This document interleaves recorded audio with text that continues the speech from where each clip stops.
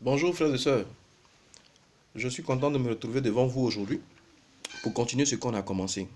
Oui, j'ai essayé de mettre un peu de temps pour que je vous laisse, pour vous laisser le temps de faire sortir ce qui était en vous. Et j'ai vu que vous avez beaucoup. J'ai compris au travers de vos commentaires qu'il y a des gens qui ont besoin de savoir, il y a des gens qui veulent vraiment savoir, il y a des gens qui attendent une bonne dimension. Et par contre, il y a des gens qui ne sont pas satisfaits, il y a des gens qui ne comprennent pas. Et c'est pour cela que je me permets de continuer le combat et vous apporter la vérité. Parce que vraiment, laissez-moi vous dire, il y a des choses que vous ne savez pas. Et il y a des choses que vous ne pouvez pas comprendre. Parce que Dieu dit, mon peuple périt par faute de connaissance. Et je vais vous emmener à comprendre ces choses, mes frères. Pour ne pas que vous mourrez. Est-ce que vous comprenez? Parce que vous me dites toujours, Laurent Gbagbo va revenir. Laurent Gbagbo va revenir. La bénédiction est sur Laurent Gbagbo. Dieu a choisi Gbagbo, il ne peut pas se détourner de lui. Mais vous ne savez rien de la parole de Dieu. Parce que ceux qui étaient chargés de vous rendre donner cette parole de Dieu-là, il s'est avéré qu'ils sont devenus des commerçants. Donc ils ne peuvent pas vous donner la parole en tant que telle, pour que vous puissiez la comprendre. Moi, je vais me permettre de vous donner la parole. Vous voyez, c'est une grossière erreur de penser que Dieu ne peut pas enlever sa main sur Laurent Gbagbo. Vous comprenez? Mes frères, mes sœurs, la parole de Dieu dit, il y a trois sortes d'appelés. Il y a trois sortes d'élus, d'appelés, qui vont le servir, qu'on appelle les eunuques. Vous comprenez? Il y a des eunuques qui sont eunuques depuis le ventre de leur maman. Il y a des eunuques qui sont devenus eunuques, qui sont eunuques à cause des hommes. Et il y a des eunuques qui sont devenus eunuques eux-mêmes à cause de la gloire de Dieu. Ça veut dire quoi? Il y a des eunuques qui sont appelés depuis le ventre de leur maman. Ça veut dire, ces gens-là, tu veux pas, tu vas faire l'œuvre de Dieu. S'il y a quelque chose qui est sur toi, Dieu va faire descendre ça forcément. Il ne tient pas compte de ta volonté, de ce que tu fais. Si tu veux, il faut aller pécher, il faut partir tuer l'homme. Quand ton Dieu aura besoin de toi, il vient, il te prend, puis il te fait. Et tu vas faire ça absolument. Ceux-là, ce sont des prophètes. Ce sont des grands prophètes. Est-ce que vous comprenez? Ce sont des prophètes qui n'ont rien à voir avec la gloire, qui sont humbles, qui sont dans leur côté, qui n'ont rien à voir avec le monde. C'est ceux-là que Dieu choisit. Est-ce que vous comprenez? Ceux-là, ils sont à part. C'est sur ceux-là que Dieu dit, tu veux pas, tu vas faire ma volonté. Parce que depuis le ventre, ils ont été consacrés. Comme les Samuel, comme les Jonas. Jonas dit, il ne va pas. Est-ce que vous comprenez? À Ninive. Mais Dieu dit, ta volonté m'importe peu, tu vas aller à Ninive. Samuel, depuis le ventre de sa maman, il a été consacré. Donc c'est des prophètes, c'est des grands prophètes. Deuxièmement, il y a des gens que Dieu choisit pour conduire les hommes, à cause des hommes, pour être chef des hommes. Est-ce que vous comprenez? Ça, c'est la dimension des rois et aussi des présidents, qui ont l'onction aussi de président. On peut appeler président roi. Dans cette dimension-là, parce que tu es chef d'une nation que Dieu s'est choisi. Est-ce que vous comprenez? Donc, ces rois-là, comprenez que ils sont à la tête parce que Dieu leur a donné, Dieu les a choisis. Pas pour quelque chose d'extraordinaire, mais Dieu les a choisis. Et tant qu'ils vont rester dans la dimension du respect des lois que Dieu a établies, ils sont toujours au trône. Mais lorsqu'ils s'en détournent, Dieu les arrache la royauté et il la donne à quelqu'un d'autre. Ça a toujours été comme ça. On a vu Saül, que Dieu a choisi, mais qui a joué aux oeuvres, en quelque sorte, entre parenthèses. Il a arraché la royauté à Saül, il a donné à David. Voilà comment ça se passe. Aussi pour le président. Gbagbo se retrouve dans ce cadre-là. C'est comme un roi, c'est comme un président que Dieu a choisi pour établir sur une nation. S'il te donne quelque chose que tu ne comprends pas, il va t'arracher, il va t'adonner à une autre nation. Il va t'arracher la royauté et il va la donner à quelqu'un d'autre. C'est comme ça.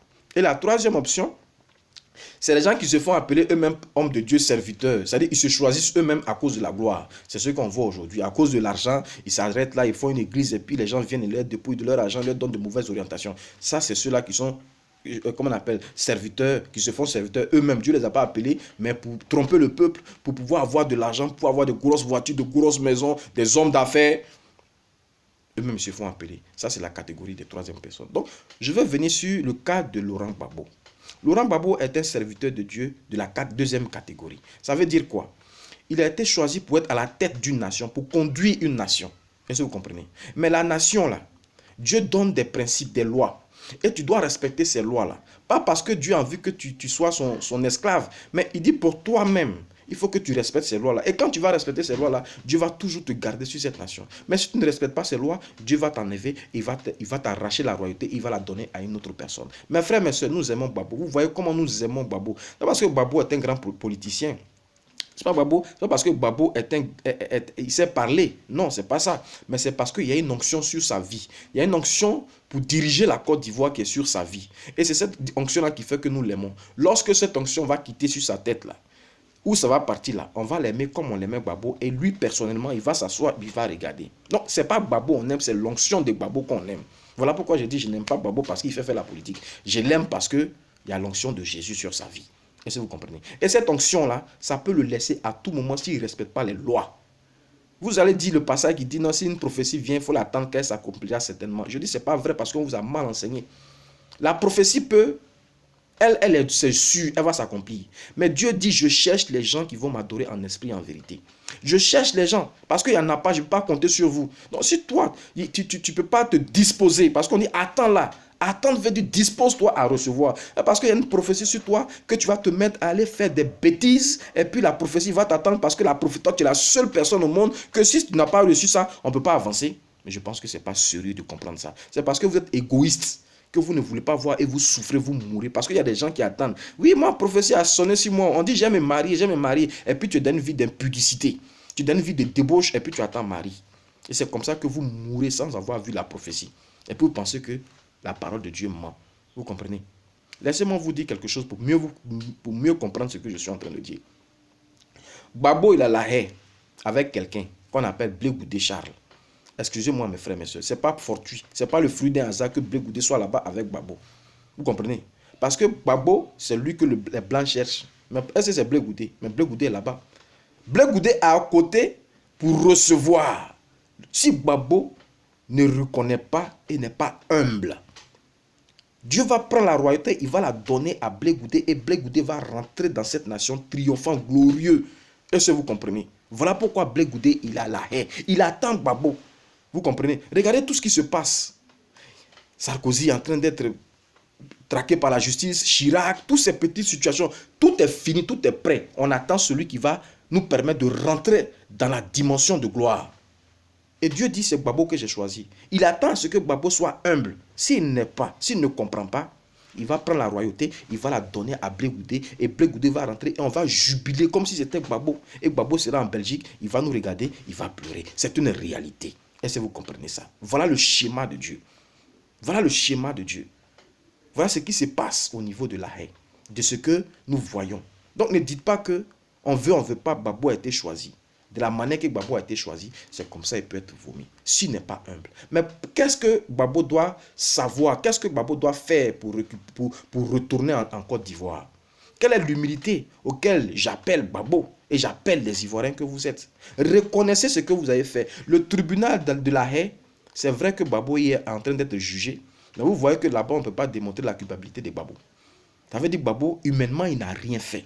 Mais il ne peut pas rentrer en Côte d'Ivoire. Donc ça veut dire que son acte d'accusation n'est pas physique, mais son acte d'accusation est spirituel. Et quel est cet acte d'accusation? C'est le crime du commandant. Ce qu'on dit physiquement là, c'est le crime du commandant. Je vous dis, la dimension physique dépend de la dimension spirituelle.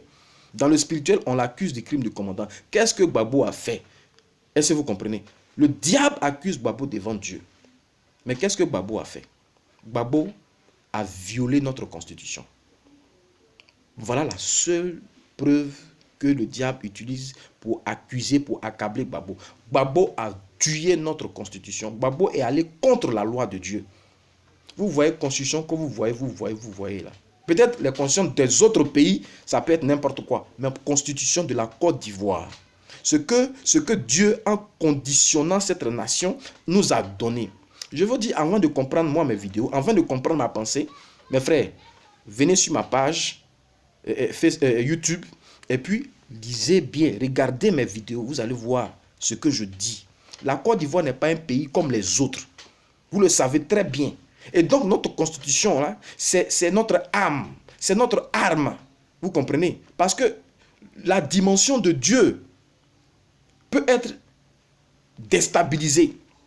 Donc, qu'est-ce que Dieu fait?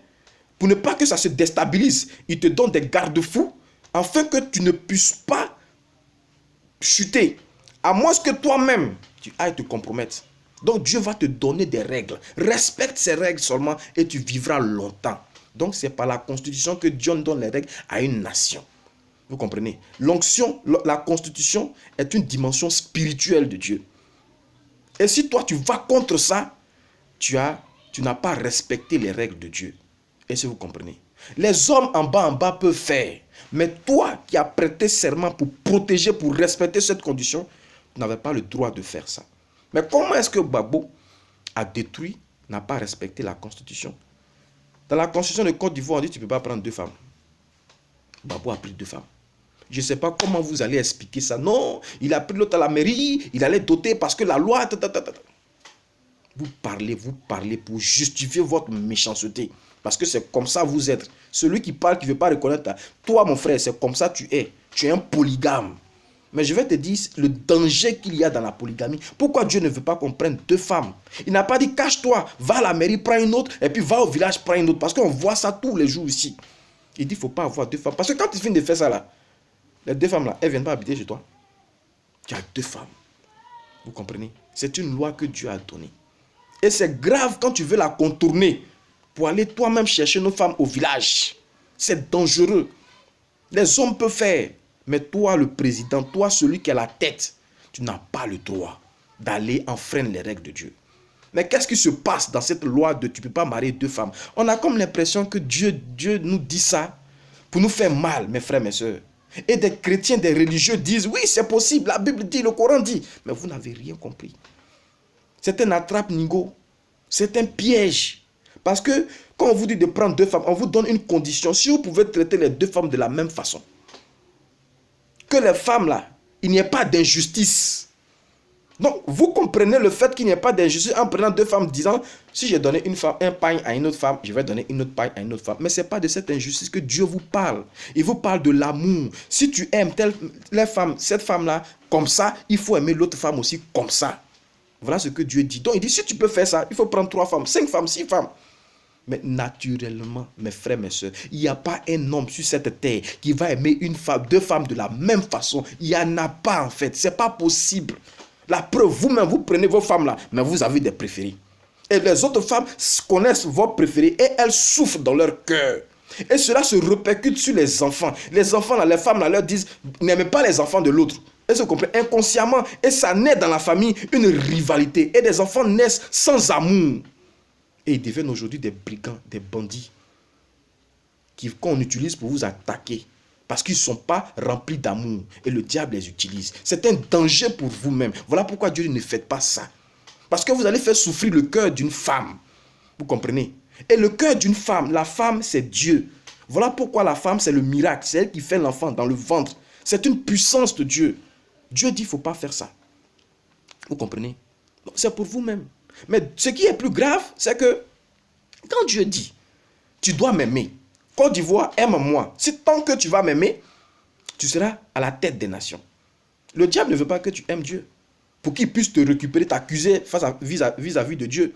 Donc, il va tout faire pour que tu puisses aller contre l'amour que tu dois donner à Dieu. Mais Dieu dit, tu dois m'aimer. Et le deuxième commandement qui est semblable au premier, tu dois aimer ton prochain. Vous comprenez? Ça veut dire quoi? Tu ne me vois pas, tu dois me servir en tant que tel. Mais comme tu ne me vois pas, il faut servir ton prochain. Il faut aimer ton prochain. Il faut t'abandonner pour penser au bien-être intérieur, spirituel de ton prochain. Mais toi, homme marié, qui est ton plus proche prochain? C'est ta femme. Parce que matin, tu vas te réveiller pour aller saluer ton prochain, ton voisin là. Tu ne peux pas sauter ta femme. Tu vas faire bise à ta femme avant de sortir. Donc, ton plus proche prochain, c'est ta femme. Donc, c'est à travers ta femme, toi, homme marié, que Dieu voit si tu l'aimes, mais tu ne l'aimes pas. Et si tu sautes ta femme pour aller chercher une autre femme, ta femme va avoir mal. Parce que je ne pense pas qu'il y ait une femme sur cette terre qui apprécie, qui aime la polygamie. Ce n'est pas possible. Vous les femmes, est-ce que c'est vrai? Vous qui êtes mariés, demandez à vos femmes, demandez à vos mamans, demandez à vos soeurs. Est-ce qu'une femme peut accepter une deuxième épouse? Jamais de la vie. Elle le supporte. Elle le supporte. Mais Dieu dans leur cœur que l'esprit ne supporte pas. Vous comprenez ça? Et la femme doit être contente de son homme. Parce que regardez, il y a un mystère dans la femme. On dit une femme soumise et vertueuse est une couronne sur la tête de son mari. Mais qui porte la couronne? C'est un roi. Le roi, il a quoi? Le roi, il a un pouvoir. Donc, la femme soumise et vertueuse est la puissance de son mari.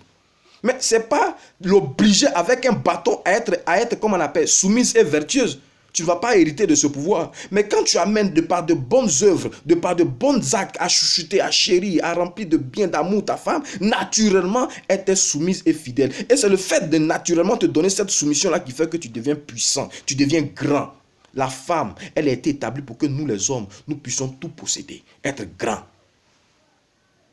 Et si tu fais du mal à cette femme-là, tu te fais du mal toi-même. Vous comprenez? Donc le diable, qu'est-ce qu'il va faire? Il va susciter ton égoïsme pour te présenter une jolie femme, pour que tu puisses aller la prendre comme deuxième femme, ou même copine. Tu comprends? Pour faire du mal à cette femme. Et pour aller contre la volonté de Dieu. Pour dire que tu ne m'aimes pas. Tu ne m'aimes pas. Donc, si tu ne m'aimes pas, je n'ai pas de raison de te garder dans la dimension que je t'ai établie. Tu ne m'aimes pas. Tu comprends? Voilà comment la polygamie, elle est dangereuse. Elle est dangereuse, pardon. C'est à cause de votre égoïsme. On peut parler des femmes, on peut parler des femmes. Mais qu'est-ce que tu regardes et tu vas chercher une autre femme? Tu es de Dieu, non? Tu pries Dieu, non? Quand tu pries Dieu t'exauce, non? Pourquoi tu ne dis pas à Dieu, Dieu, j'ai ma femme, mais j'ai vu une femme là qui me plaît parce qu'elle a ça, ça, ça. Pardon, je ne veux pas quitter ma femme. Donne ça à ma femme. Dieu ne va pas te répondre. Dieu te répond sur tout. Mais pourquoi tu ne demandes pas à ce que Dieu touche ta femme pour que tu puisses plus l'aimer? Il y a des pièges, c'est des attrapes-nigots que les prophètes qui nous ont dit de faire ça là, ils nous ont donné. Vous allez expliquer des lois. Telle personne a fait ça, telle personne a fait ça. Mais laissez-moi vous dire, ta dimension n'est pas la dimension de l'autre. Vous comprenez? Voilà comment la polygamie nous tue. Parce qu'on ne peut pas aimer Dieu. Et si on n'aime pas Dieu, Dieu n'a pas de raison de nous donner la gloire. Il va nous arracher. Mais comme il aime Babo, il veut que Babo se repente de ça. Il soit humble. Il faut qu'il soit humble.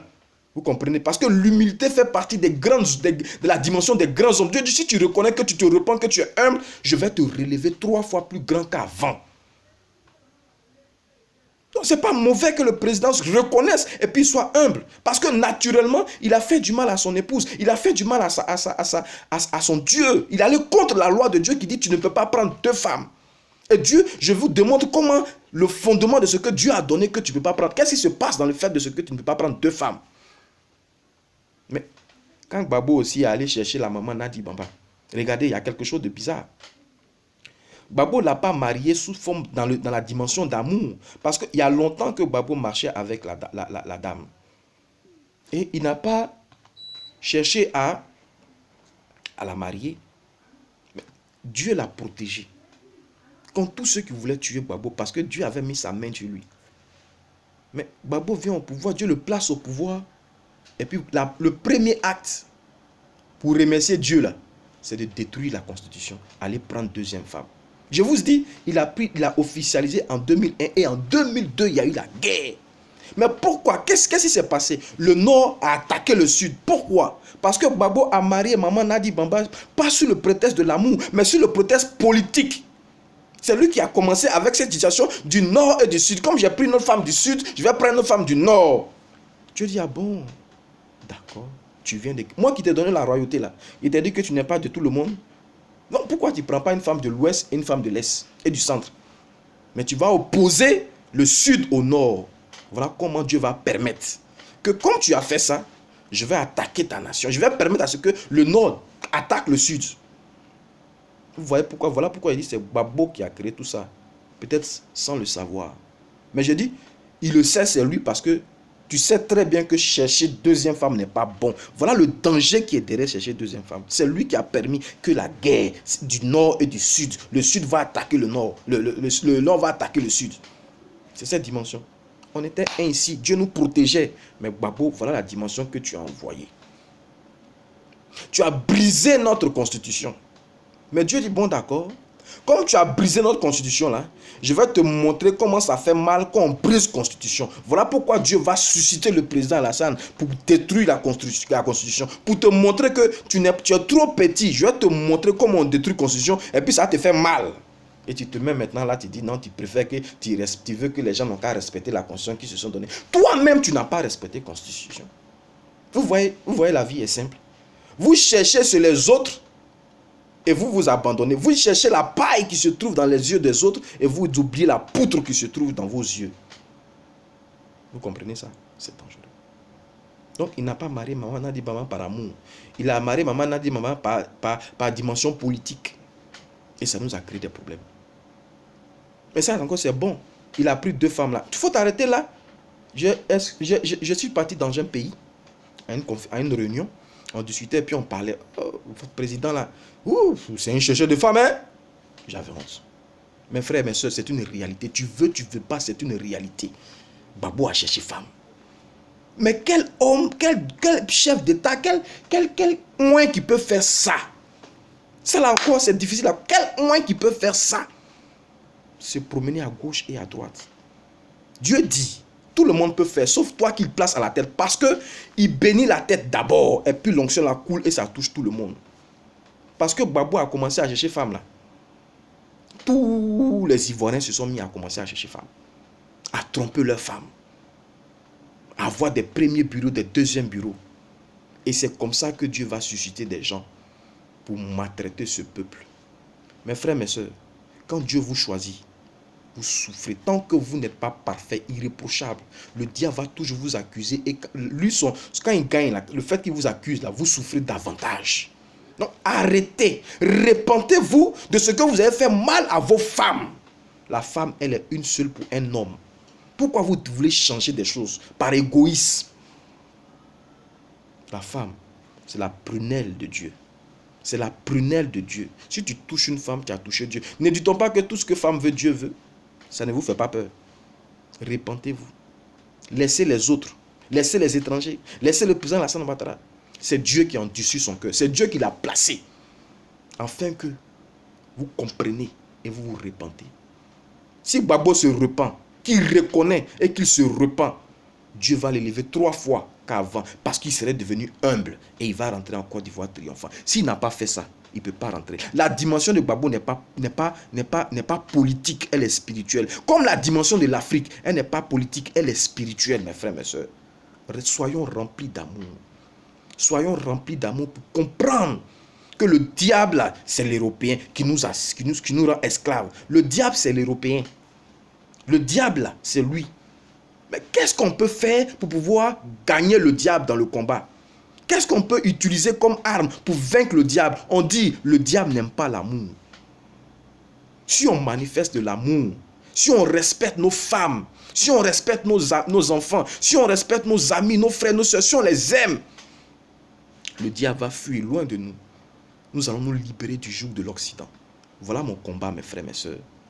Les gens ont proposé beaucoup de choses pour que l'Afrique sorte de l'esclavage. Moi, mon combat, c'est l'amour. L'amour de Jésus. L'amour que les religieux ne peuvent pas nous expliquer. Parce que c'est naturellement vrai. Et nous pouvons sortir de cette souffrance. Évitons d'être accusés par le malin. Et évitons d'être accusés par le diable.